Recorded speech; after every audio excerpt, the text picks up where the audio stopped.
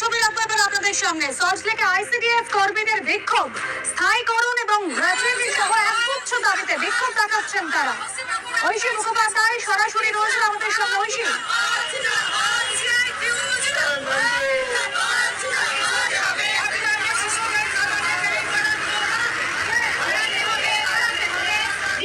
Barricade করে সেই মিছিল এই মুহূর্তে শৈশালী ভবনের বাইরে আটকে দিয়েছে।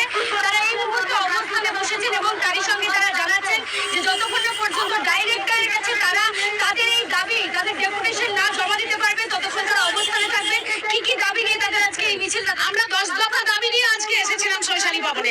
এইটা নিয়ে 5 বার আমরা ডেপুটেশন দিতে এসেছি। কোনোদিন কিন্তু ডিরেক্টর ম্যাডাম আমাদের ডেপুটেশন নেয়নি। শশী বাজা নিজে একবার নিয়েছিলেন এবং বলেছিলেন খুব শীঘ্রই টেন্ডার দিয়ে মোবাইল দেওয়া হবে, আজ পর্যন্ত পাইনি। একটা মিথ্যের উপরে দাঁড়িয়ে আছে এই সরকারটা, দেখছেন ব্যারিকেড করেছে। আমাদের 10 দফা দাবি ছিল স্মার্টফোন দিতে হবে অবিলম্বে, ন্যূনতম বেতন সরকারকে ঘোষণা করতে হবে, সুপ্রিম কোর্টের রায় অনুযায়ী গ্র্যাচুইটি দিতে হবে, 14 সালের পরে যারা অবসর নিয়েছে তাদেরকেও 5 লক্ষ টাকা দিতে হবে এবং বাজার দর অনুযায়ী ডিম সবজির টাকা দিতে হবে।